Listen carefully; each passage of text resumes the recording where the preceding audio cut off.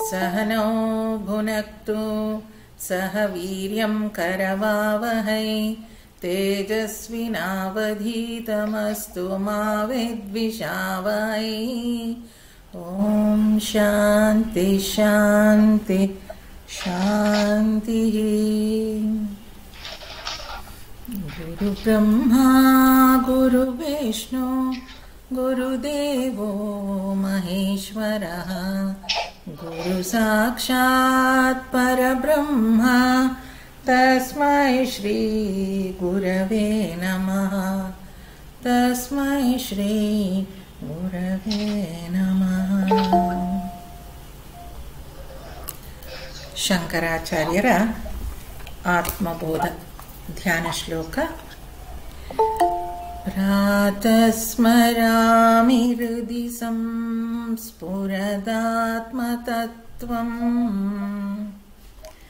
ಸಚ್ಚಿತ್ ಸುಖಂ ಪರಮಹಂಸಗತಿಂ ತುರೀಯಂ ಯತ್ ಸ್ವಪ್ನಜಾಗರ ಸುಷುಪ್ತಮವೈತಿ ನಿತ್ಯಂ ತದ್ಬ್ರಹ್ಮ ನಿಷ್ಕಲಮಹಂ ನ ಚ ಭೂತಸಂಗಃ.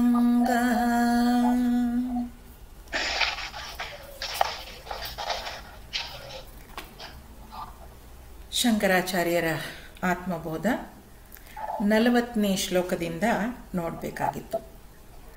32ನೇ ಶ್ಲೋಕದಿಂದ 39ನೇ ಶ್ಲೋಕದವರೆಗೂ ನಿಧಿಧ್ಯಾಸನದ ಬಗ್ಗೆ ನಾವು ನೋಡಿದ್ವಿ.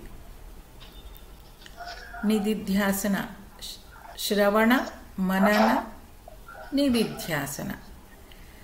ನಿಧಿಧ್ಯಾಸನ ಮಾಡಿದ ಮೇಲೆ ಮಾಡಿದ್ದೀವಿ ಅಂತ ಇಟ್ಕೊಳ್ಳೋಣ. ನಿಧಿಧ್ಯಾಸನ ಶ್ರವಣ ಮಾಡಿದ್ದೀವಿ, ಮನನ ಮಾಡಿದ್ದೀವಿ, ನಿಧಿಧ್ಯಾಸನ. ನಿಧಿಧ್ಯಾಸನ ಅಂದರೆ ಆತ್ಮತತ್ವವನ್ನು,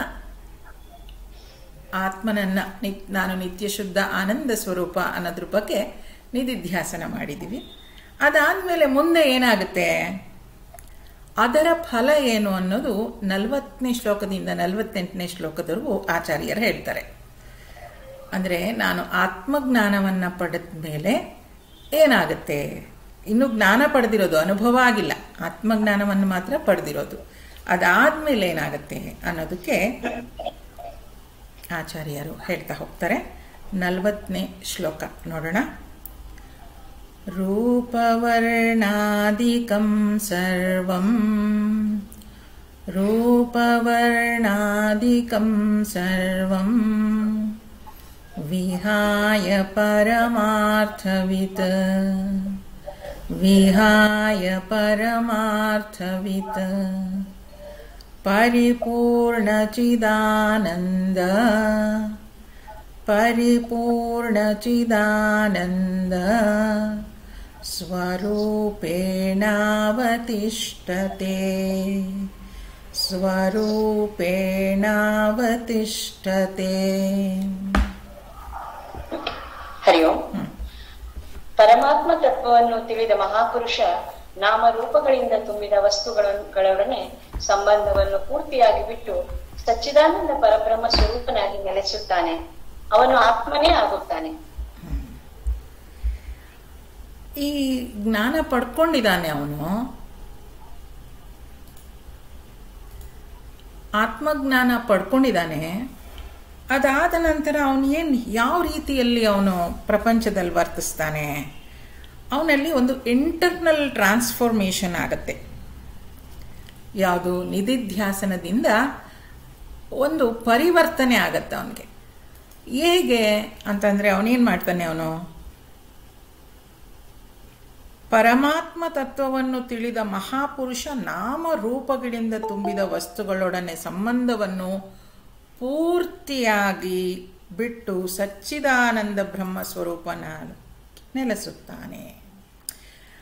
ಅವನು ಹೊರಗಿನ ವಸ್ತುಗಳಲ್ಲಿ ಸಂಬಂಧವನ್ನು ಕಡ್ಕೊಳ್ತಾ ಹೋಗ್ತಾನೆ, ಬಿಡ್ತಾನೆ. ಅಂದರೆ ಹೆಚ್ಚಿನ ಪ್ರಾಮುಖ್ಯತೆ ಕೊಡ್ತಾ ಹೋಗಲ್ಲ. ಎಷ್ಟು ಬೇಕೋ ಅಷ್ಟನ್ನೇ. He'll not be carried away by anything outside ಅಂತ.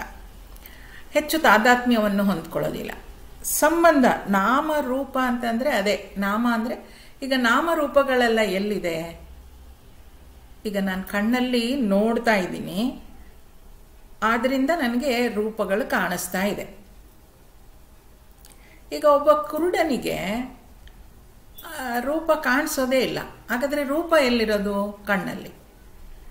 ಶಬ್ದ ಎಲ್ಲಿರೋದು? ಕಿವಿಯಲ್ಲಿ. ನಾನು ಕಿವಿಯಿಂದ ಎಲ್ಲವನ್ನು ಕೇಳಿಸ್ಕೊಳ್ತಾ ಇದ್ದೀನಿ ಅಂತ. ಈ ಆತ್ಮಜ್ಞಾನಿ ಆದವನು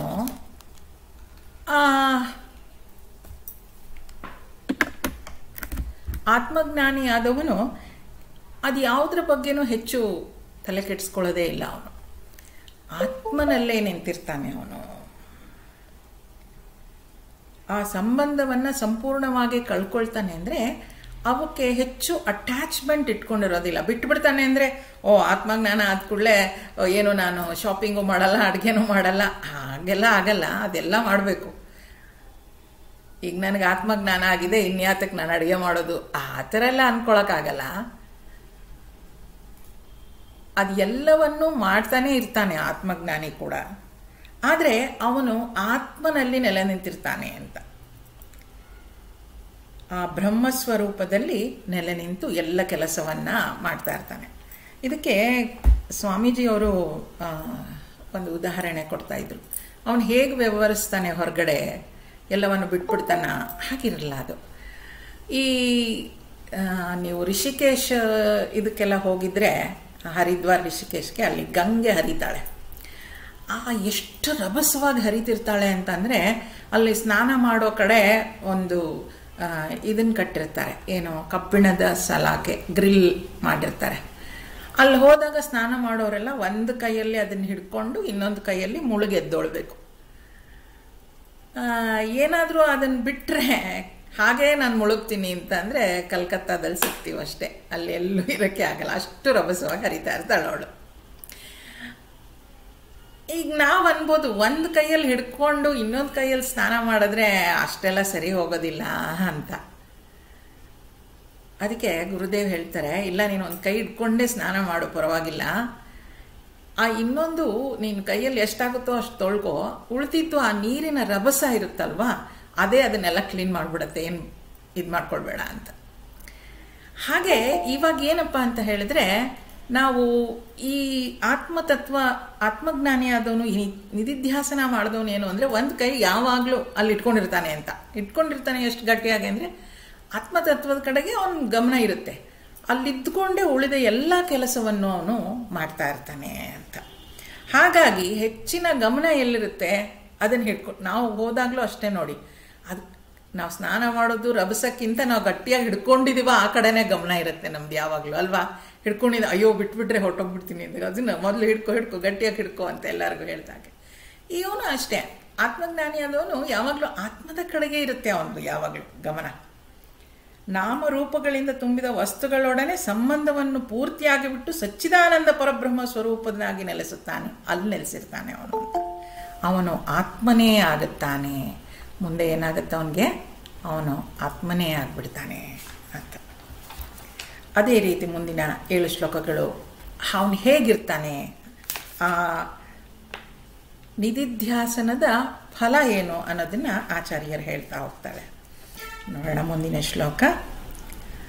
ಜ್ಞಾತೃಜ್ಞಾನಜ್ಞೇಯ ಭೇದ ಜ್ಞಾತೃಜ್ಞಾನಜ್ಞೇಯ ಭೇದ ಪರೇನಾತ್ಮನಿ ವಿದ್ಯತೆ ಪರೇನಾತ್ಮನಿ ವಿದ್ಯತೆ ಚಿದಾನಂದೈಕರೂಪತ್ವಾತ್ ಚಿದಾನಂದೈಕರೂಪತ್ವಾತ್ ದೀಪ್ಯತೆ ಸ್ವಯಮೇವ ಹಿ ದೀಪ್ಯತೆ ಸ್ವಯಮೇವ ಹಿ.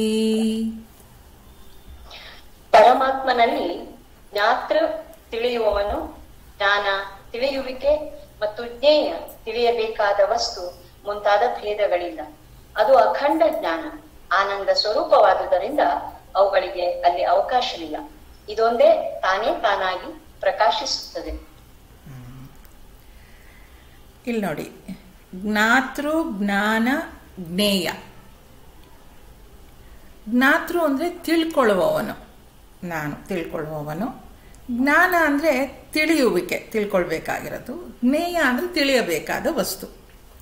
ಈಗೇನೆಂದರೆ, ಈಗ ಒಂದು ವಸ್ತು ಇದೆ, ಇದೊಂದು ಮೊಬೈಲ್ ಇದೆ ಅಂತಂದರೆ, ಈ ಮೊಬೈಲ್ನ ನಾನು ನೋಡ್ತಾ ಇದ್ದೀನಿ, ಇದನ್ನು ನಾನು ತಿಳ್ಕೊಬೇಕಾಗಿರೋದು, ಇದು ವಸ್ತು, ಇದೊಂದು ವಸ್ತು ನಾನು ನೋಡ್ತಾ ಇದ್ದೀನಿ, ತಿಳ್ಕೊಳ್ಬೇಕಾಗಿರೋದು. ನಾನು ಈ ಮೊಬೈಲ್ನ ತಿಳ್ಕೊಳ್ಬೇಕು ಅಂತಂದರೆ, ಮೊಬೈಲ್ ತಿಳ್ಕೊಳ್ಳೋದು ಅಂದರೆ ಇದೊಂದು ವಸ್ತು ಅಂತ ತಿಳ್ಕೊಳ್ಬೇಕಾದ್ರೆ ಒಂದು ವಸ್ತು ಇರಬೇಕು, ನಾನಿರಬೇಕು. ಇದು ಎರಡರ ಮಧ್ಯೆ ಜ್ಞಾನ ಉಂಟಾಗಬೇಕು ಅಲ್ವಾ? ಅದನ್ನೇ ಅವ್ರು ಹೇಳ್ತಾ ಇರೋದು. ಜ್ಞಾತೃ ಅಂದರೆ ನಾನು ತಿಳಿಯುವವನು. ಜ್ಞಾನ ಅಂದರೆ ತಿಳಿಬೇಕಾಗಿರೋದು, knowledge. The knower, known and knowledge ಅಂತ ಹೇಳ್ತಾರೆ. ಆಮೇಲೆ ಜ್ಞೇಯ ಅಂದರೆ ತಿಳಿಯಬೇಕಾದ ವಸ್ತು, ಇದು ಜ್ಞೇಯ ವಸ್ತು. ನಾನು ತಿಳ್ಕೊಳ್ತಾ ಇರೋನು ಜ್ಞಾತೃ, ತಿಳಿಯುವವನು. ಮತ್ತು ಜ್ಞಾನ ಉಂಟಾಗುತ್ತಲ್ಲ, ಅದು ನಾಲೆಡ್ಜ್. ಇದೊಂದಿದೆ, ಈಗ ಇದು ಕ್ಲೀನಾಗಿ ಗೊತ್ತಾಗುತ್ತೆ ನೋಡಿ. ಒಂದು ವಸ್ತು ಇರಬೇಕು, ನಾನಿರಬೇಕು, ಆಗ ತಿಳ್ಕೊಳಕ್ಕಾಗತ್ತೆ. ಈಗ ಗಮ್ಮತ್ ನೋಡಿ, ಯಾರನ್ನು ತಿಳ್ಕೊಳ್ಬೇಕು ಅಂತಿದ್ದೀನೋ ಅವನಿಂದನೇ ತಿಳ್ಕೊಳ್ಬೇಕು ನಾನು. ಹೌದಾ? ತಿಳ್ಕೊಳ್ಬೇಕಾಗಿರೋದು ಎಲ್ಲಿ? ಅಲ್ಲೇ. ಅಂದರೆ ಆತ್ಮನನ್ನೇ ತಿಳ್ಕೊಳ್ಬೇಕು, ಅವನಿಂದನೇ ನಾನು ಅದನ್ನು ತಿಳ್ಕೊಳ್ಬೇಕು. ಆ ನಾಲೆಡ್ಜ್, ಆ ಜ್ಞಾನ ಕೂಡ ಅಲ್ಲೇ ಉಂಟಾಗಬೇಕು. ಮೂರು ಅಲ್ಲೇ. ಹೇಗೆ ಅಂದರೆ, ಸ್ವಾಮೀಜಿ ಒಂದು ಉದಾಹರಣೆ ಕೊಡ್ತಾರೆ. ಒಂದು ಹೆಣ್ಣಿರ್ತಾಳೆ, ಹೆಣ್ಮಗಳು. ಅವಳು ಗಂಡನಿಗೆ ಹೆಂಡತಿಯಾಗಿರ್ತಾಳೆ, ಆಯಿತಾ? ತಾಯಿಗೆ ಮಗಳಾಗಿರ್ತಾಳೆ, ಮಗಳಿಗೆ ಅವಳು ತಾಯಿಯಾಗಿರ್ತಾಳೆ. ಮೂರು ಪಾತ್ರ ಆಯಿತಾ? ಏನು? ಒಂದು ಹೆಣ್ಣಾಗಿರೋಳು ತಾಯಿಯಾಗಿರ್ತಾಳೆ, ಮಗಳಾಗಿರ್ತಾಳೆ, ಅಮ್ಮ ಆಗಿರ್ತಾಳೆ. ಮೂರು ಪಾತ್ರ. ಆದರೆ ಅವಳು ನಿಜವಾಗ್ಲೂ ಯಾರು? ಆ ಮೂರನ್ನು ತಿಳ್ಕೊಳ್ಳೋದು ಹೇಗೆ? ಅವಳು ಹೆಣ್ಣಷ್ಟೇ, ಅದು ಅಲ್ವಾ? ತಿಳ್ಕೊಳ್ಬೇಕಾಗಿರೋದು ಆ ಹೆಣ್ಣನ್ನೇ. ಆಕೆ ಮಗಳಾಗಿರ್ತಾಳೆ ಅಥವಾ ತಾಯಿ ಆಗಿರ್ತಾಳೆ ಅಂತ ತಿಳ್ಕೊಳ್ಬೇಕಾಗಿರೋದು ಆ ಹೆಣ್ಣೆ. ಆದರೆ ಅದು ಮೂರು ಆಗ್ತಾ ಇರೋದು ಯಾರು? ಅವಳೇ. ಆ ಜ್ಞಾನ ಉಂಟಾಗಬೇಕಾಗಿರೋದೆಲ್ಲಿ? ಅವಳಿಗೇನೆ, ಬೇರೆ ಇಲ್ವೇ ಇಲ್ಲ ಅಲ್ಲಿ ಅಲ್ವಾ? ನಾನು ತಾಯಿನ, ನಾನು ಮಗಳ, ನಾನು ಹೆಂಡ್ತಿನ, ಇದು ಮೂರು ಟೆಂಪರರಿ. ಯಾಕೆ? ಅವ್ರು ಇದ್ದಾಗಷ್ಟೇ ನಾನು ಅದೆಲ್ಲ ಆಗೋದು. ನಾನೊಂದು ಹೆಣ್ಣು ಅಂತ ತಿಳ್ಕೊಳ್ಬೇಕಷ್ಟೇ. ಇದು ಗಂಡಿನ ವಿಷಯದಲ್ಲೂ ಅಷ್ಟೇ. ಈಗ ಆ ಹೆಂಡತಿ ಅಂತ ಅನ್ನಿಸ್ಕೊಳ್ಳೋಳಿಗೆ ನಾನು ಹೆಣ್ಣು ಅಂತ ತಿಳ್ಕೊಳ್ಳೋದಕ್ಕೆ ಎಷ್ಟು ಟೈಮ್ ಬೇಕಾಗುತ್ತೆ? ಗೊತ್ತಿದೆ ನನ್ನದು ಪಾತ್ರ ಮಾತ್ರ ಮಾಡ್ತಾ ಇರೋದು ಅಂತ. ಹಾಗೆ ನಾನು ಮಗಳು, ನನ್ನ ತಾಯಿಗೆ ನನ್ನ ಮಗಳು ಅಂತ ಗೊತ್ತಿದೆ ನನಗೆ. ಆದರೆ ನಾನು ಹೆಣ್ಣು ಅಂತ ತಿಳ್ಕೊಳ್ಳೋಕೆ ಎಷ್ಟು ಟೈಮ್ ಬೇಕಾಗತ್ತೆ ಅಲ್ವಾ? ಈ ಮೂರನ್ನು ನೆನ್ಪಿಟ್ಕೊಳ್ಬೇಕು. ಜ್ಞಾನ, ಜ್ಞೇತೃ, ಜ್ಞೇಯ ಅನ್ನೋದಷ್ಟೇ. ಇದು ಮೂರೂ ಆತ್ಮನಲ್ಲೇ ಆಗಬೇಕಾಗಿರೋದು, ಬೇರೆ ಎಲ್ಲೋ ತಿಳ್ಕೊಳ್ಬೇಕಾಗಿಲ್ಲ. ತಿಳ್ಕೊಳ್ಬೇಕಾದ ವಸ್ತು ಕೂಡ ಆತ್ಮನೇ. ಜ್ಞಾತೃ ಅದೇ, ಜ್ಞೇಯ ಅದೇ, ಜ್ಞಾನ ಅದೇ, ಮೂರು ಅಲ್ಲೇ ಆಗಬೇಕಾಗಿರೋದು. ಎಷ್ಟು ಸುಂದರವಾದ ಉದಾಹರಣೆ ಅಂದರೆ, ಈಗ ಹೆಣ್ಮಗಳು ಮೂರು ಪಾತ್ರಗಳನ್ನು ವಹಿಸಿರ್ತಾಳೆ, ಆದರೆ ಅವಳು ಮೂರು ಆಗಿರೋದಿಲ್ಲ. ಹೆಣ್ಣು ಅಷ್ಟೇ, ಅದು ಬೇಸಿಕಲಿ ಆಕೆ ಯಾರೋ ಒಂದು ಹೆಣ್ಮಗಳು. ಆ ಸಂಬಂಧಕ್ಕೆ ತಕ್ಕ ಹಾಗೆ ಆ ಪಾತ್ರಗಳು ಬದಲಾಗಿರುತ್ತೆ. ಹಾಗೆ ಪರಮಾತ್ಮನಲ್ಲಿ ಜ್ಞಾತೃ ತಿಳಿಯುವವನು, ಜ್ಞಾನ ತಿಳಿಯುವಿಕೆ ಮತ್ತು ಜ್ಞೇಯ ತಿಳಿಯಬೇಕಾದ ವಸ್ತು ಮುಂತಾದ ಭೇದಗಳಿಲ್ಲ. ಅಲ್ಲಿ ಭೇದನೇ ಇಲ್ಲ. ಅದು ಅಖಂಡ ಜ್ಞಾನ, ಆನಂದ ಸ್ವರೂಪವಾದುದರಿಂದ ಅವುಗಳಿಗೆ ಅಲ್ಲಿ ಅವಕಾಶವಿಲ್ಲ. ಇದೊಂದೇ ತಾನೇ ತಾನಾಗಿ ಪ್ರಕಾಶಿಸುತ್ತದೆ.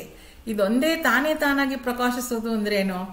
ಆಕೆ ಮಗಳೂ ಅಲ್ಲ, ಹೆಂಡತಿನೂ ಅಲ್ಲ, ತಾಯಿನೂ ಅಲ್ಲ, ಆಕೆ ಒಬ್ಬಳು ಹೆಣ್ಮಗಳು. ಇದು ಸ್ವಯಂ ಪ್ರಕಾಶಿತ, ಬೇರೆ ಏನೂ ಇಲ್ಲ ಅಲ್ಲಿ. ಆತ್ಮ ಕೂಡ ಹಾಗೆಯೇ ಅಂತ ಹೇಳ್ತಾರೆ. ಅದು ಸ್ವಯಂ ಪ್ರಕಾಶವಾಗತ್ತೆ. ಅಲ್ಲಿ ತಿಳ್ಕೊಳ್ಳೋದು, ತಿಳಿಬೇಕಾದ್ದು ಆ ಥರ ಬೇರೆ ಬೇರೆ ಇಲ್ಲವೇ ಇಲ್ಲ ಅನ್ನೋದು ನಿಧಿಧ್ಯಾಸನ ಮಾಡಿದವನಿಗೆ ಅರ್ಥ ಆಗತ್ತೆ. ಮುಂದಿನ ಶ್ಲೋಕ ನೋಡೋಣ. ಏವಮಾತ್ಮಾರಣೌ ಧ್ಯಾನ, ಏವಮಾತ್ಮಾರಣೌ ಧ್ಯಾನ, ಮಥನೆ ಸತತಂ ಕೃತೆ, ಮಥನೆ ಸತತಂ ಕೃತೆ, ಉದಿತಾವಗತಿರ್ಜ್ವಾಲಾ, ಉದಿತಾವಗತಿರ್ಜ್ವಾಲಾ, ಸರ್ವಾಜ್ಞಾನೇಂಧನಂ ದಹೇತ್, ಸರ್ವಾಜ್ಞಾನೇಂಧನಂ ದಹೇತ್. ಹೀಗೆ ಆತ್ಮವೆಂಬ ಆರಣಿಯಲ್ಲಿ ಪರ ಅಪರ ಆತ್ಮ ಅಂಶಗಳ ಮಥನ ನಡೆದಾಗ ಅದರಲ್ಲಿ ಹುಟ್ಟಿದ ಜ್ಞಾನವೆಂಬ ಬೆಂಕಿಯು ತನ್ನ ಜ್ವಾಲೆಯಿಂದ ಸಕಲ ಅಜ್ಞಾನವೆಂಬ ಕಟ್ಟಿಗೆಯನ್ನು ಸುಟ್ಟು ಭಸ್ಮ ಮಾಡುತ್ತದೆ. ಇದು ಸಾಮಾನ್ಯವಾಗಿ ಉಪನಿಷತ್ತುಗಳೆಲ್ಲ ಓದಿರುವಾಗ ಕೇಳಿರುವಂತಹ ಒಂದು ದೃಷ್ಟಾಂತ. ಹಿಂದೆ ಎಲ್ಲ ಅಗ್ನಿಯನ್ನ ಮಾಡುವಾಗ ಬೆಂಕಿಪಟ್ಟಣ ಅಥವಾ ಲೈಟರ್ ಉಪಯೋಗಿಸ್ತಾ ಇರಲಿಲ್ಲ. ಅಲ್ಲಿ ಆರಣಿ ಅಂತ ಉಪಯೋಗಿಸ್ತಾ ಇದ್ರು. ಆರಣಿ ಅಂದರೆ ಒಂದು ಮರದ ದಬರಿ ಥರ ಇರುತ್ತೆ, ಒಂದು ಮರದ ಕಟ್ಟಿಗೆಯಿಂದ ಮಾಡಿದ್ದೊಂದು ಪಾತ್ರೆ ಇರುತ್ತೆ. ಆ ಮೇಲ್ಗಡೆ ಒಂದು ಪಾತ್ರೆ ಇಟ್ಕೊಂಡಿರ್ತಾರಂತೆ, ಮಧ್ಯ ಒಂದು ಒನಕೆ ಥರ ಒಂದು ಕಂಬ ಕಟ್ಟಿಗೆ ಇರುತ್ತೆ. ಈ ಕೆಳಗಡೆ ಇರೋ ಪಾತ್ರೆ ಮತ್ತು ಆ ಕಟ್ಟಿಗೆ, ಆ ಮೇಲ್ಗಡೆ ಇರೋ ಒಂದು ದಬ್ರಿನ ಹೀಗೆ ಗಟ್ಟಿಯಾಗಿ ಒತ್ತಿಟ್ಕೊಂಡು ಆ ಮಧ್ಯ ಇರುವಂತಹ ಕೋಲನ್ನು ಮಜ್ಜಿಗೆ ಕಡಿಯೋ ಥರ ಕಡಿತಿದ್ರಂತೆ. ಅದು ಕೆಳಗಡೆ ಎಲ್ಲ ಮರದ್ದೇ. ಆ ಕೆಳಗಡೆ ಇರೋ ಮರದ ಪಾತ್ರೆಗೆ ಈ ಕಟ್ಟಿಗೆ ಉಜ್ಜಿದಾಗ ಅಲ್ಲಿ ಏನು ಶಾಖ ಉಂಟಾಗ್ತಾ ಇತ್ತು, ಅದಕ್ಕೆ ಈ ದರ್ಬೆ, ಹುಲ್ಲು, ಪತ್ರೆ, ಎಲೆ, ಕಟ್ಟಿಗೆ ಎಲ್ಲ ಹಾಕಿದಾಗ ಅದು ಬೆಂಕಿ ಹತ್ಕೊಳ್ತಾ ಇತ್ತಂತೆ. ಆ ಅಗ್ನಿಯನ್ನೇ ಹೋಮ ಹವನ ಮಾಡೋದಕ್ಕೆ ಉಪಯೋಗಿಸ್ತಾ ಇದ್ರು. ಇದು ಆರಣಿ ಅಂತ ಹೇಳಿರೋದು. ಈಗ ಈ ಉದಾಹರಣೆಯನ್ನ ಏನು ಹೇಳ್ತಿದ್ದಾರೆ ನೋಡಿ. ಆತ್ಮವೆಂಬ ಆರಣಿಯಲ್ಲಿ ಪರ ಅಪರ ಆತ್ಮ ಅಂಶಗಳ ಮಥನ ನಡೆದಾಗ, ಈಗ ನನಗೆ ನಾಲೆಡ್ಜ್ ಬಂದಿದೆ, ಬುದ್ಧಿ ಅನ್ನೋದು ಗೊತ್ತಾಗಿದೆ. ಆತ್ಮ ಅನ್ನೋದು ಒಂದು ಪಾತ್ರೆ ಅಂತ ಅವರು ಉದಾಹರಣೆ ಕೊಡ್ತಾರೆ. ಅದರಿಂದ ಅಲ್ಲಿ ಉಜ್ಜಿದಾಗ ಅಲ್ಲಿ ಕಾವು ಏನು ಉಂಟಾಗತ್ತೆ ಅಂತ ಹೇಳ್ತೀವಲ್ಲ, ಬಿಸಿ, ಅದು ನಮ್ಮ ಅಜ್ಞಾನವನ್ನು ಸುಟ್ಟಾಕತ್ತೆ ಅಂತ ಹೇಳ್ತಾರೆ. ಇಲ್ಲಿ ಕೆಳಗಿನ ಪಾತ್ರೆಯನ್ನು ಆತ್ಮ ಅಂತ ಹೇಳ್ತಾರೆ, ಆ ಕೋಲನ್ನು ಜ್ಞಾನ ಅಂತ ಹೇಳ್ತಾರೆ. ಆ ಜ್ಞಾನದಿಂದ ನಾವು ಆರಣಿ ಅಂದರೆ ಅದು ಉಜ್ಜಿದಾಗ ಅದರಿಂದ ಏನು ಜ್ವಾಲೆ ಉಂಟಾಗತ್ತೆ, ಅದು ಈ ನಮ್ಮ ಅಜ್ಞಾನವನ್ನು ಸುಟ್ಟು ಹಾಕ್ಬಿಡತ್ತೆ. ಅಜ್ಞಾನ ಸುಟ್ಟು ಹಾಕೋದು ಅಂದ್ರೇನು? ಈ ದೇಹ ಭಾವವನ್ನು ತೆಗೆದು ಹಾಕತ್ತೆ. ಈಗ ನನಗೆ ಆತ್ಮಜ್ಞಾನ ಉಂಟಾಗಿದೆ, ಆತ್ಮಜ್ಞಾನ ಉಂಟಾಗಿದ್ದನ್ನು ನಾನು ಇಲ್ಲಿ ಮಥನ ಮಾಡ್ತಾ ಇದ್ದೀನಿ. ಆಗ ಅದರಿಂದ ಹುಟ್ಟಿದ ಜ್ವಾಲೆ ಅಂತಂದರೆ ಆ ಜ್ಞಾನ ಈ ಅಜ್ಞಾನವನ್ನು ಸುಟ್ಟು ಹಾಕ್ಬಿಡತ್ತೆ. ಆಗ ಆತ್ಮತತ್ವದಲ್ಲೇ ನಾನು ನಿಲ್ಲಕ್ಕೆ ಸಾಧ್ಯ ಆಗತ್ತೆ. ಅಜ್ಞಾನವೆಂಬ ಕಟ್ಟಿಗೆಯನ್ನು ಸುಟ್ಟು ಭಸ್ಮ ಮಾಡುತ್ತದೆ ಅಂತ ಹೇಳ್ತಾರೆ. ಅದರಿಂದ ನಿಧಿಧ್ಯಾಸನ ಆದಮೇಲೆ ನನಗೆ ಆತ್ಮಜ್ಞಾನ ಆಗಿದೆ ಅಂತಂದರೆ, ಆತ್ಮದ ಬಗ್ಗೆ ನನಗೆ ಗೊತ್ತಾಗಿದೆ ನಿಧಿಧ್ಯಾಸನಲ್ಲಿ. ನಾನು ಮತ್ತೆ ಮತ್ತೆ ಆ ನಿತ್ಯ ಶುದ್ಧ ಆನಂದ ಸ್ವರೂಪ ಅನ್ನೋ ಕಡೆ ನಾನು ಧ್ಯಾನಿಸ್ತಾ ಹೋದಾಗ ನಾನು ಈ ಶರೀರ, ಮನಸ್ಸು, ಬುದ್ಧಿ ಅಲ್ಲ, ನಾನು ನಿತ್ಯ ಶುದ್ಧ ಆನಂದ ಸ್ವರೂಪ, ನಾನು ಪರಿಪೂರ್ಣ ಅನ್ನೋದು ನನಗೆ ಗೊತ್ತಾಗ್ತಾ ಹೋಗುತ್ತೆ ಅಂತ ಹೇಳ್ತಾರೆ. ಮುಂದಿನ ಶ್ಲೋಕ ನೋಡೋಣ. ಅರುಣೇನೇವ ಬೋಧೇನ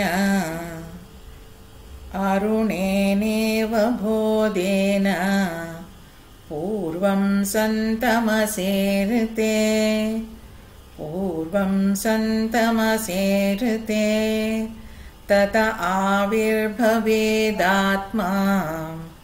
ತತ ಆವಿರ್ಭವೇದಾತ್ಮ ಸ್ವಯಮೇವಾಂಶುಮಾನಿವ ಸ್ವಯಮೇವಾಂಶುಮಾನಿವ. ಅರುಣೋದಯವಾಗಲು ಕತ್ತಲೆಯಲ್ಲಿ ಕಳೆದು ಹೋಗಿ ಸೂರ್ಯನು ತಾನಾಗಿಯೇ ಉದಯಿಸುವಂತೆ ಜ್ಞಾನೋದಯದಿಂದ ಅಜ್ಞಾನ ಅಂಧಕಾರವು ತೊಲಗಲು ಆತ್ಮ ತಾನಾಗಿಯೇ ತೋರಿ ಪ್ರಕಾಶಿಸುತ್ತದೆ. ಈಗ ಸೂರ್ಯ ಹುಟ್ತಾ ಇದ್ದಾನೆ, ಸೂರ್ಯೋದಯ ಆಗ್ತಿದೆ ಅಂತ ಗೊತ್ತಾಗೋದು ಹೇಗೆ ನಮಗೆ?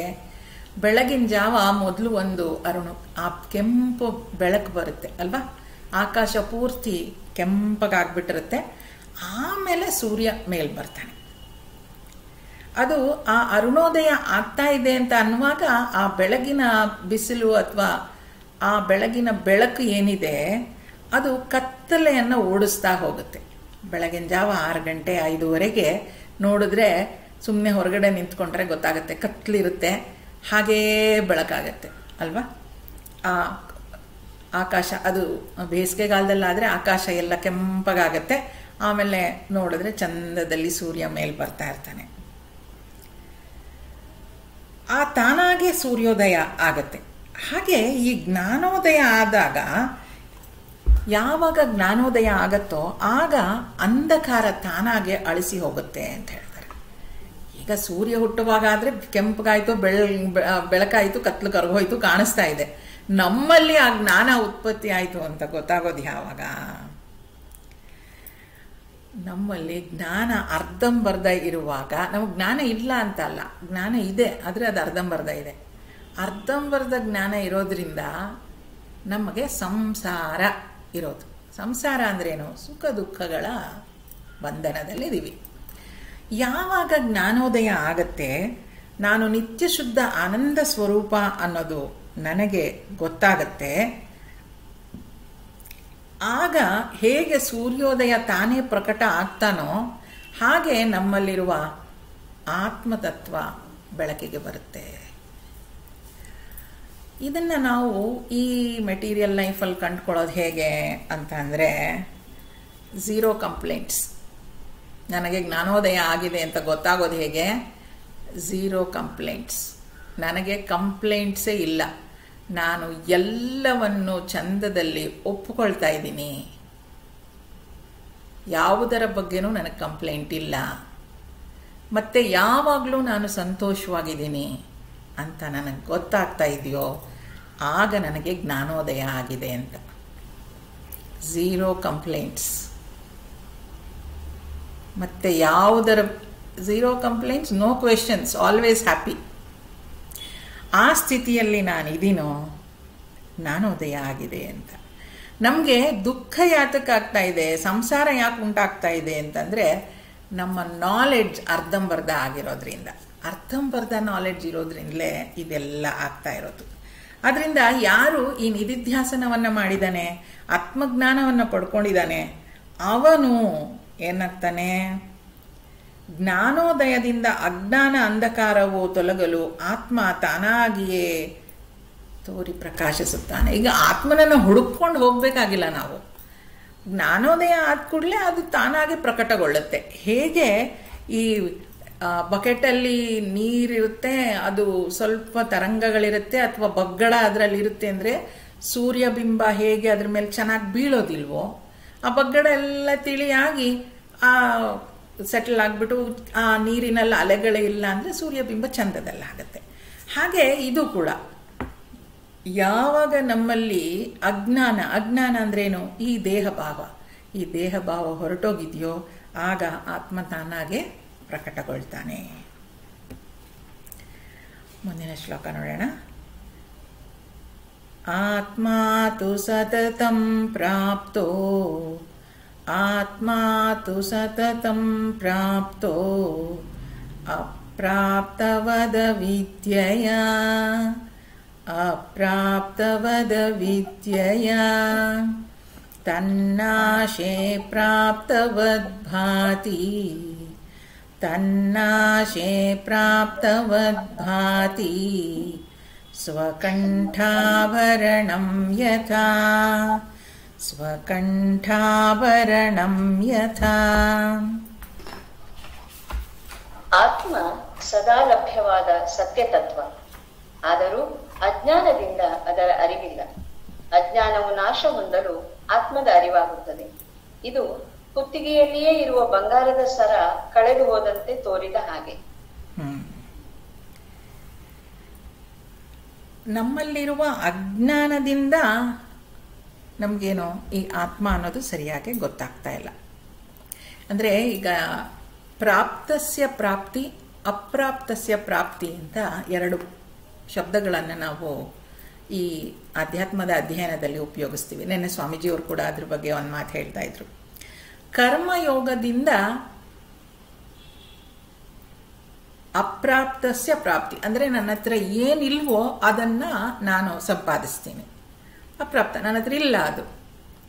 ಈಗ ನನಗೊಂದು ಮನೆ ಬೇಕು, ಇಲ್ಲ, ಅದನ್ನು ಸಂಪಾದನೆ ಮಾಡಿ ಕರ್ಮಯೋಗದಲ್ಲಿ ನಾನು ಅದನ್ನು ಪಡಿತೀನಿ. ನನ್ನ ಹತ್ರ ಕಾರ್ ಇಲ್ಲ, ಆ ಹಣ ತೊಗೊಂಡು ಹೋಗಿ ಕಾರ್ ತೊಗೊಂಡು ಬರ್ತೀನಿ. ಅಂದರೆ ನನ್ನ ಹತ್ರ ಇಲ್ಲದೆ ಇರೋದನ್ನು ಪ್ರಾಪ್ತಿ ಮಾಡ್ಕೊಳ್ತೀನಿ. ಪ್ರಾಪ್ತಸ್ಯ ಪ್ರಾಪ್ತ ಅಂದರೆ ಈಗ ಆತ್ಮ ಎಲ್ಲೋ ಕಳೆದೋಗ್ಬಿಟ್ಟಿದೆ, ಅದಿಲ್ಲ ಅಂತ ಅಲ್ಲ, ಇದೆ ಅದು. ಆದರೆ ಅದಿರೋದು ನಮಗೆ ಗೊತ್ತಿಲ್ಲ. ನಾವು ಏನು ಗಮ್ಮತ್ತು ನೋಡಿ, ಅದು ಇರೋದ್ರಿಂದಲೇ ಜೀವನ ನಡೀತಾ ಇರೋದು ಹುಟ್ಟಿನಿಂದ ಇಲ್ಲಿವರೆಗೂ. ಆದರೆ ಅದು ಇದೆ ಅನ್ನೋದೇ ನಮಗೆ ಒಂಥರ ಟೇಕನ್ ಫಾರ್ ಗ್ರಾಂಟೆಡ್, ಇದೆ ಬಿಡೋದು ಎಲ್ಲೋ ಅನ್ನೋ ಥರ. ಅದಿದೆ ಅನ್ನೋದರ ಅರಿವೇ ಇಲ್ಲ. ಈಗ ಆ ಆತ್ಮತತ್ವವನ್ನು ನಾವು ಅಲ್ಲಿ ಹೋಗಿ ನಿಲ್ಲಬೇಕು ಅನ್ನುವಾಗ ಇವರು ಸುಂದರವಾದ ಉದಾಹರಣೆ ಕೊಡ್ತಾರೆ ನೋಡಿ.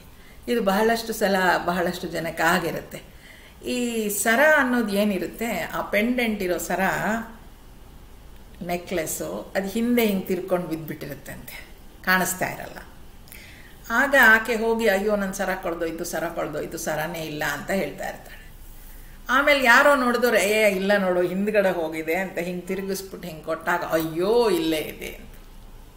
ಇನ್ನೊಂದು ಉದಾಹರಣೆ ಅಂದರೆ, ನೀವು ಕನ್ನಡಕನ ಇಲ್ಲಿ ಹಾಕೊಂಡಿರ್ತಾರೆ ನೋಡಿರ್ಬೇಕು, ತಲೆ ಮೇಲೆ ಹಿಂಗೆ ಹಾಕ್ಕೊಂಡಿರ್ತಾರೆ. ನನ್ನ ಕನ್ನಡಕ ಎಲ್ಲಿಟ್ಟೆ, ಕನ್ನಡಕ ಎಲ್ಲಿಟ್ಟು, ನಮಗೂ ಆಗಿದೆ ಇದು ಸುಮಾರು ಸಲ. ಎಲ್ಲಿಟ್ಟೆ ಅಂತೆಲ್ಲ ಹುಡ್ಕಿದ್ಮೇಲೆ ನಿನ್ನ ತಲೆ ಮೇಲಿದೆ ಅಂತ ಹೇಳಿ ತಲೆ ಮುಟ್ಕೊಟ್ಟು ತಲೆ ಮೇಲೆ ಹಿಂಗೆ ತಲೆ ಮುಟ್ಕೊಂಡ್ರೆ ಅಲ್ಲೇ ಇದೆ ಅದು ಕನ್ನಡಕ. ಯಾಕೆ ಹಿಂಗೆ ಹಾಕೊಂಡಿರ್ತೀವಿ ಬೇಡ ಅಂದಾಗ ಅಲ್ವಾ. ಹಾಗೆ ಅದು ಅಲ್ಲೇ ಇದೆ, ಆತ್ಮತತ್ವ ಹಾಗೆ ನಮ್ಮಲ್ಲೇ ಇದೆ. ಆದರೆ ಅದನ್ನು ನಮಗೆ ಇನ್ನು ಕಂಡುಕೊಳ್ಳೋಕ್ಕಾಗಿಲ್ಲ. ಇದನ್ನು ಪ್ರಾಪ್ತಸ್ಯ ಪ್ರಾಪ್ತಿ, ನಮ್ಮ ಹತ್ರ ಇದೆ, ಅದಿದೆ ಅಂತ ತಿಳ್ಕೊಳ್ಳೋದು ಪ್ರಾಪ್ತಸ್ಯ ಪ್ರಾಪ್ತಿ ಅನ್ನೋದನ್ನು.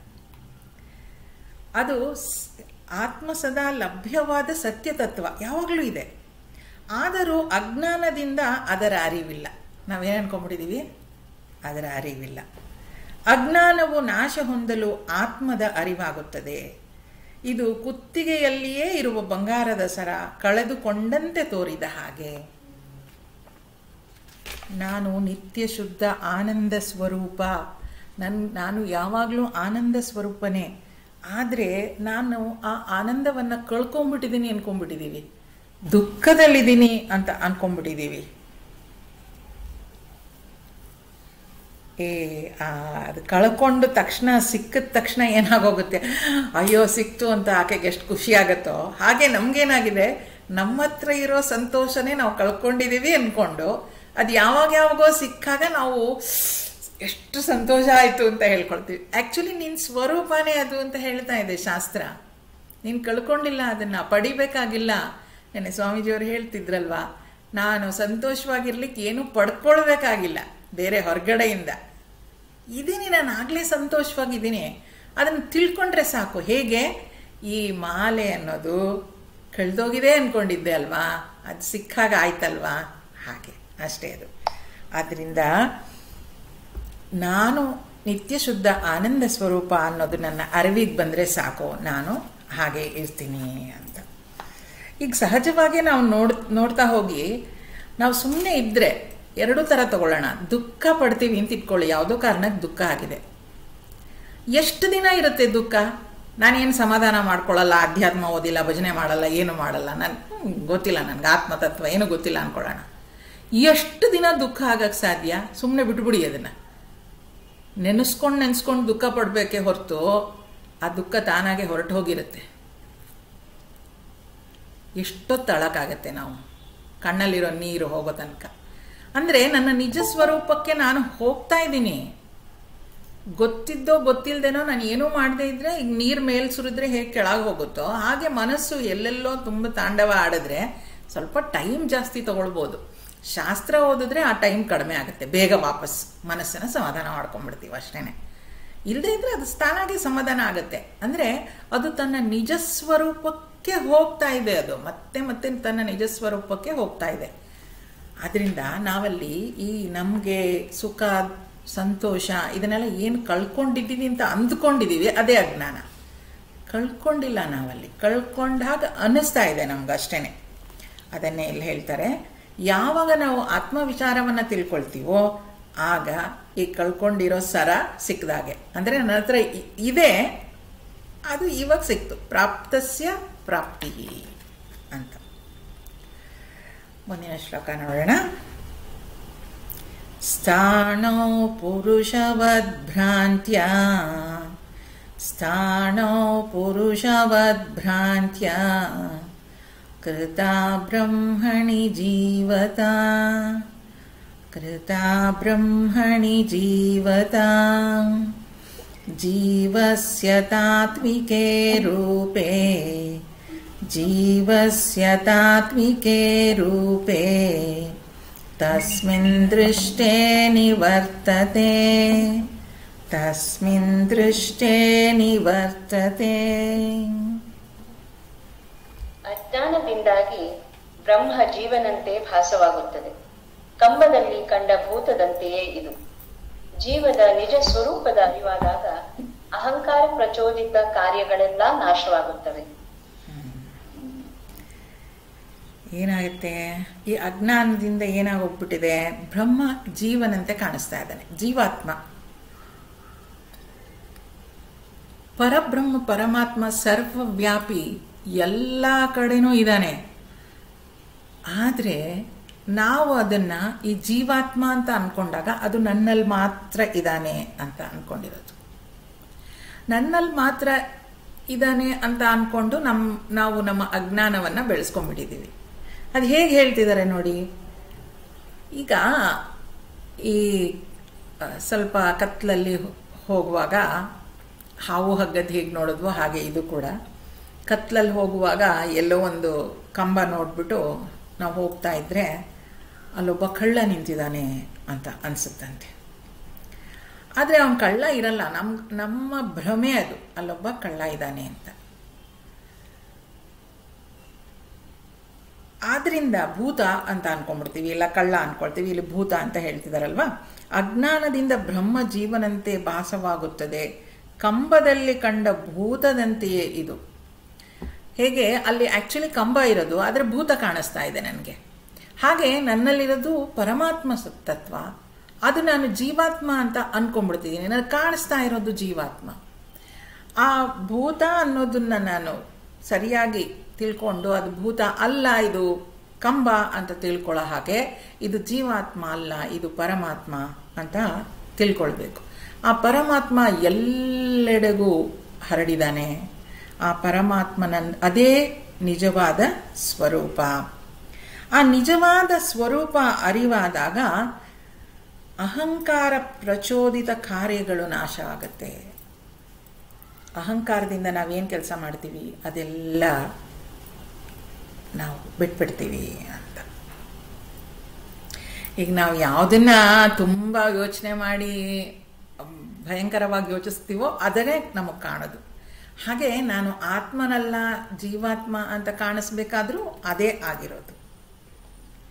ಯಾವಾಗ ಈ ಅಜ್ಞಾನವನ್ನು ತೆಗೆದುಬಿಡ್ತೀವೋ, ಜ್ಞಾನ ಉಂಟಾಗುತ್ತೋ, ಆಗ ನಾನು ನಿತ್ಯಶುದ್ಧ ಆನಂದ ಸ್ವರೂಪ ಅನ್ನೋದು ನನ್ನ ಗಮನಕ್ಕೆ ಬರುತ್ತೆ. ಈಗ ನೋಡಿ, ಪೂಜೆ ಆಗಲಿ, ಮೆಡಿಟೇಷನ್ ಆಗಲಿ, ಆಸನ, ಪ್ರಾಣಾಯಾಮ, ಇದು ಯಾವುದು ನಮ್ಮ ಅಜ್ಞಾನವನ್ನು ತೆಗಿಲಿಕ್ಕಾಗಲ್ಲ. ಏನಿದ್ರೂ ಅದು ನಮ್ಮ ಅಜ್ಞಾನವನ್ನು ತೆಗೆಯೋದಕ್ಕೆ ತಯಾರಿ ನಡೆಸ್ಬೋದೇ ಹೊರತು, ತಯಾರಾಗಲಿಕ್ಕೆ ಮಾಡ್ಬೋದೇ ಹೊರತು ಇದು ಯಾವುದು ನಮ್ಮ ಅಜ್ಞಾನ ತೆಗಿಲಿಕ್ಕೆ ಸಾಧ್ಯ ಇಲ್ಲ. ಅದು ಬರೀ ಮನಸ್ಸನ್ನು ಪ್ರಶಾಂತಗೊಳಿಸುತ್ತೆ. ಪ್ರಶಾಂತಗೊಳಿಸಿದ ಮನಸ್ಸಿನಲ್ಲಿ ನಿಧಿಧ್ಯಾಸನ ಮಾಡಿದಾಗ, ಜ್ಞಾನವನ್ನು ಪಡ್ಕೊಂಡಾಗಲೇ ನಮಗೆ ಇದರ ಅರಿವು ಆಗೋದು. ಈಗ ನೋಡಿ, ಈ ಕಂಬವನ್ನು ನಾನು ಭೂತ ಅಂತ ಅಂದ್ಕೊಂಡ್ಬಿಟ್ಟೆ. ಕಂಬವನ್ನು ಭೂತ ಅಂತ ಅಂದ್ಕೊಂಡೆ ಅಂತಂದ್ರೆ ಏನಾಯ್ತು? ಇವಾಗ ಕಂಬವನ್ನು ಭೂತ ಅಂತ ಅಂದ್ಕೊಳ್ಳೋದ್ರಿಂದ ನನ್ನ ಅಜ್ಞಾನದಿಂದ ಅದನ್ನು ಅಂದ್ಕೊಂಡಿದ್ದೀನಿ. ಅಜ್ಞಾನದಿಂದ ನಾನು ಅದನ್ನು ಭೂತ ಅಂತ ಅಂದ್ಕೊಂಡಿದ್ದೀನಿ. ಆ ಜ್ಞಾನ ಉಂಟಾದ ಕೂಡಲೇ ಆ ಭೂತ ಅನ್ನೋದು ಹೊರಟೋಗ್ಬಿಡತ್ತೆ. ಜ್ಞಾನ ಆದ ಕೂಡಲೇ ಆ ಭೂತ ಅನ್ನೋ ಭ್ರಮೆ ನನ್ನಿಂದ ದೂರ ಆಗ್ಬಿಡತ್ತೆ. ಈಗ ನನಗದು ಪ್ರಾಬ್ಲಮ್ ಉಂಟಾಗಿದ್ಯಾತಕ್ಕೆ? ನನ್ನ ಅಜ್ಞಾನದಿಂದ ಅಷ್ಟೇ. ನಾನು ಸರಿಯಾಗಿ ನೋಡಲಿಲ್ಲ, ಅದನ್ನು ಸರಿಯಾಗಿ ತಿಳ್ಕೊಳ್ಳಿಲ್ಲ, ಆದ್ರಿಂದ ನನಗೆ ಆ ತೊಂದರೆ ಆಯಿತು. ಈಗ ಅದೊಂದು ಭ್ರಮೆ ಅಂತ ಗೊತ್ತಾದ ಕೂಡಲೇ ಅದು ಹೋಗೋಕ್ಕೆ ಎಷ್ಟು ಟೈಮ್ ತಗೊಳುತ್ತೆ? ಅಲ್ಲಿ ಕಂಬ ಇರೋದು ಭೂತ ಅಂದ್ಕೊಂಡಿದ್ದೀನಿ. ಅಂದರೆ ಆ ಭೂತ ಅನ್ನೋದು ನನ್ನ ಭ್ರಮೆ ಅಷ್ಟೇ. ನಂದು ಆ ಭ್ರಮೆ ಕಳ್ಕೊಳ್ಳಿಕ್ಕೆ ಎಷ್ಟೊತ್ತಾಗತ್ತೆ? ಕಂಬ ಅಂತ ಕೊಟ್ಟಾದ ಕೂಡಲೇ ಅದು ಹೊಟ್ಟೋಗ್ಬಿಡುತ್ತೆ. ಹೇಗೆ ಒಂದು ಹೆಣ್ಣು ತಾನು ತಾಯಿನೋ ಮಗಳೋ ಹೆಂಡತಿನೋ ಆಗಿದ್ರೆ ತಾನು ಹೆಣ್ಣು ಅಂತ ತಿಳ್ಕೊಳ್ಳೋಕೆ ಎಷ್ಟು ಟೈಮ್ ಬೇಕಾಗತ್ತೆ? No time. ಅವೆಲ್ಲ ಪಾತ್ರಗಳಷ್ಟೇ. ಹಾಗೆ ಇದು ಕೂಡ ತಕ್ಷಣ ಆ ಭೂತ ಅಲ್ಲ ನಾನು ಅಂತ ಗೊತ್ತಾದ ಕೂಡಲೇ ಅರಿವಾದಾಗ ಅಹಂಕಾರ ಪ್ರಚೋದಿತ ಕಾರ್ಯಗಳೆಲ್ಲ ನಾಶವಾಗುತ್ತದೆ. ನಾನು ನಾನು ಅಂತ ಹೇಳ್ಕೊಂಡು ಮಾಡೋ ಕೆಲಸಗಳೆಲ್ಲ ಮಾಯ ಆಗತ್ತೆ. ಅದು ಪ್ರಾಬ್ಲಮ್ ಇರೋದು ನನ್ನಲ್ಲೇ. ಆದ್ದರಿಂದ ನಾನು ಅದನ್ನು ಸರಿಯಾಗಿ ಅರ್ಥ ಮಾಡ್ಕೊಂಡಿಲ್ಲ. ಅದು ಅರ್ಥ ಆದ ತಕ್ಷಣ ನಾನು ಅಂತ ಅಹಂಕಾರದಿಂದ ಮಾಡೋ ಕೆಲಸಗಳೆಲ್ಲ ಬಿಟ್ಟು ಹೋಗುತ್ತೆ ಅಂತ ಆಚಾರ್ಯರು ಹೇಳ್ತಾರೆ. ಮುಂದಿನ ಶ್ಲೋಕ. ತತ್ವಸ್ವರೂಪಾನುಭವಾತ್ ತತ್ವಸ್ವರೂಪಾನುಭವಾತ್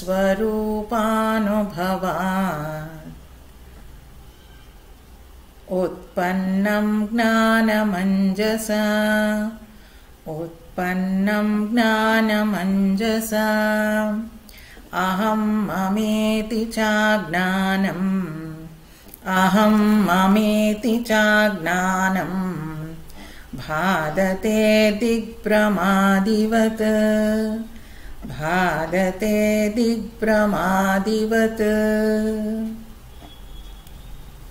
ಆತ್ಮಜ್ಞಾನವು ನಾನು ನನ್ನದು ಎನ್ನುವ ಅಜ್ಞಾನವನ್ನು ದಿಕ್ಕು ತಿಳಿಯದವನಿಗೆ ಸರಿಯಾಗಿ ಕೊಟ್ಟ ತಿಳುವಳಿಕೆಯು ಅವನ ದಿಗ್ಭ್ರಮೆಯನ್ನು ತೊಲಗಿಸುವಂತೆ ನಾಶಪಡಿಸುತ್ತದೆ. ಈಗ ದಿಕ್ಕು ಗೊತ್ತಾಗಬೇಕು ಅಂತಂದರೆ ಸೂರ್ಯೋದಯ ಆದರೆ ಹೇಗೆ ಕರೆಕ್ಟಾಗಿ ದಿಕ್ಕು ಗೊತ್ತಾಗುತ್ತೋ. ಈಗೆಲ್ಲೋ ನಾವು ಕಾಡಲ್ಲಿದ್ದೀವಿ, ನಮ್ಮ ಹತ್ರ ಏನೂ ಇಲ್ಲ, ಕಾಂಪಾಸು ಇಲ್ಲ, ಡೈರೆಕ್ಷನ್ನು ಇಲ್ಲ, ಎಂಥದ್ದು ಇಲ್ಲ. ಅಲ್ಲಿ ನನಗೆ ದಿಕ್ಕು ಗೊತ್ತಾಗಬೇಕು ಅಂದ್ರೇನೋ ರಾತ್ರಿ ಆಗಿಬಿಟ್ಟಿದೆ, ದಿಕ್ಕು ಗೊತ್ತಾಗಬೇಕು ಅಂದ್ರೇನೋ ಬೆಳಗಾಗೋವರೆಗೂ ಕಾಯಬೇಕು. ಯಾಕೆ? Sun rises in the east ಅಂತ ಗೊತ್ತು ನನಗೆ, and sets in the west ಅಂತ ಗೊತ್ತು. ಸೂರ್ಯ ಹುಟ್ಟೋ ದಿಕ್ಕು ನನಗೆ ಗೊತ್ತು. ಹಾಗೆ ಇಲ್ಲೂ ಕೂಡ ಆ ಜ್ಞಾನ ಅನ್ನೋದು ನಮಗೆ ಬಂದಾಗ, ಆತ್ಮಜ್ಞಾನ ಉಂಟಾದಾಗ ನಾನು ನನ್ನದು ಅನ್ನೋ ಕನ್ಫ್ಯೂಷನ್ ಎಲ್ಲ ಬಿಟ್ಟು ಹೋಗ್ಬಿಡುತ್ತೆ. ನಾನು ನನ್ನದು ಅನ್ನೋ ಕನ್ಫ್ಯೂಷನ್ ಎಲ್ಲ ನೋಡಿ. ಮಹಾಭಾರತ ಯುದ್ಧದಲ್ಲೂ ಅರ್ಜುನನಿಗಾಗಿದ್ದದೆ. ನನ್ನ ಗುರುಗಳನ್ನ, ನನ್ನ ಅಣ್ಣ ತಮ್ಮಂದಿರನ್ನ ಹೇಗೆ ಕೊಲ್ಲಿ ಅಂತ. ಬೇರೆಯವರಾಗಿದ್ದರೆ ಅವ್ನು ಪರವಾಗಿರ್ತಿರ್ಲಿಲ್ಲ. ಬೇರೆಯವ್ರ ಗುರುಗಳು ಬೇರೆಯವ್ರ ಅಣ್ಣ ತಮ್ಮಂದಿರಾಗಿದ್ದರೆ ಅವ್ನಿಗೇನು ಯೋಚನೆ ಇರ್ತಿರ್ಲಿಲ್ಲ, ಹೊಡೆದಾಡ್ತಾ ಇದ್ದ. ನನ್ನ ಅಣ್ಣ ತಮ್ಮಂದಿರು, ನನ್ನ ದೊಡ್ಡಪ್ಪನ ಮಕ್ಕಳು, ನನ್ನ ಗುರುಗಳನ್ನ ಹೇಗೆ ಕೊಲ್ಲಬೇಕು ಅನ್ನೋದು ಒಂದು ಪ್ರಶ್ನೆ ಆಗಿತ್ತು.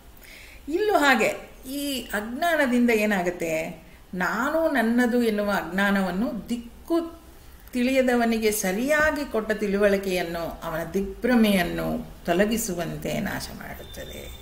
ಆತ್ಮಜ್ಞಾನ ಉಂಟಾದಾಗ ಇಲ್ಲಿ ನಾನು ನನ್ನದು ಅಂತಲ್ಲ, ಎಲ್ಲವೂ ನಂದೇ, ಇಡೀ ಪ್ರಪಂಚವೂ ನಂದೇ ಅಂತ ಅನ್ಸಕ್ಕೆ ಶುರುವಾಗತ್ತೆ.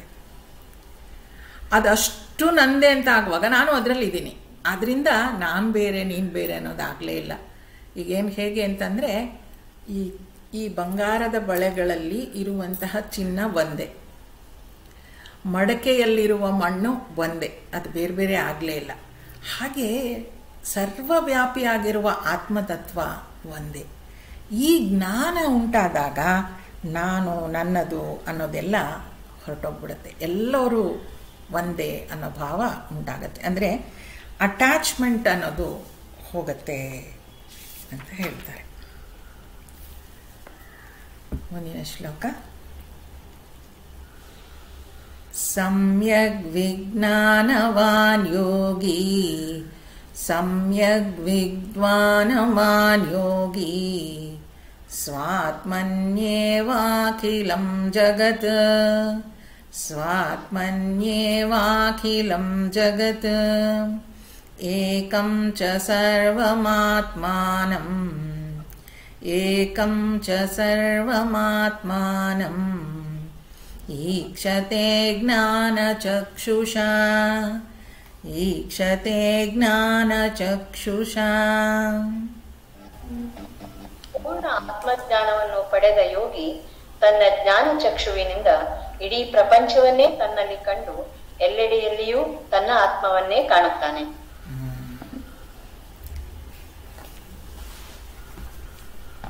ಆ ಆತ್ಮಜ್ಞಾನ ಪಡೆದಿರುವಂಥ ವ್ಯಕ್ತಿ ಏನು ಮಾಡ್ತಾನೆ, ಅವನ ಜ್ಞಾನಚಕ್ಷು ಅಂದರೆ ಇನ್ನೊಂದು ಯಾವುದೋ ಕಣ್ಣಿದೆ ಒಳಗಡೆ ಹಾಗೆಲ್ಲ ಅಲ್ಲ, ಅವನು ನೋಡುವ ದೃಷ್ಟಿ ಬದಲಾಗತ್ತೆ. ಪ್ರಪಂಚದಲ್ಲಿ ನೋಡುವ ದೃಷ್ಟಿ ಬದಲಾಗತ್ತೆ. ದೃಷ್ಟಿ ಬದಲಾಗೋದು ಅಂದ್ರೇನು? ರಾಗದ್ವೇಷಗಳನ್ನು ಮೀರಿ ನಿಲ್ತಾನವನು.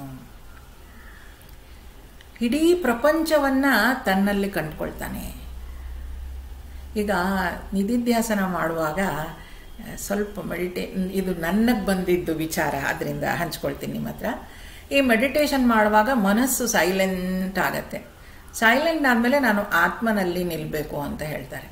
ಆ ಆತ್ಮ ಸರ್ವವ್ಯಾಪಿಯಾದದ್ದು ಅನ್ನೋದು ನನ್ನ ಅನುಭವಕ್ಕೆ ಬರಬೇಕು ಅನ್ನೋದಾದರೆ ನಾನು ಕಣ್ಮುಚ್ಕೊಂಡು ಕುಳಿತಾಗ ಆ ಆತ್ಮ ಬರೀ ನನ್ನ ಶರೀರದಲ್ಲಿಲ್ಲ, ಶರೀರವನ್ನು ಬಿಟ್ಟು ಹೊರಗಡೆನೂ ವ್ಯಾಪಿಸಿದೆ ಅಂತ ನಾನು ಅನುಭವಿಸ್ಬೇಕು ಅನ್ನೋದಾದರೆ ಕಣ್ಣು ಮುಚ್ಕೊಂಡು ಕೂತ್ಕೊಂಡು ಆ ಆತ್ಮ ಸರ್ವವ್ಯಾಪಿ ಅನ್ನೋದಾದರೆ ಈ ಶರೀರದಿಂದ ಹೊರಗಡೆನೂ ಹರಡಿದಾನೆ ಅನ್ನುವಾಗ ಈ ಶರೀರ ಇಲ್ದಾಗ ಆಗಬೇಕು. ನಿಧಿಧ್ಯಾಸನದಲ್ಲಿ ಕೂತು ಅನುಭವ ಮಾಡೋದದು.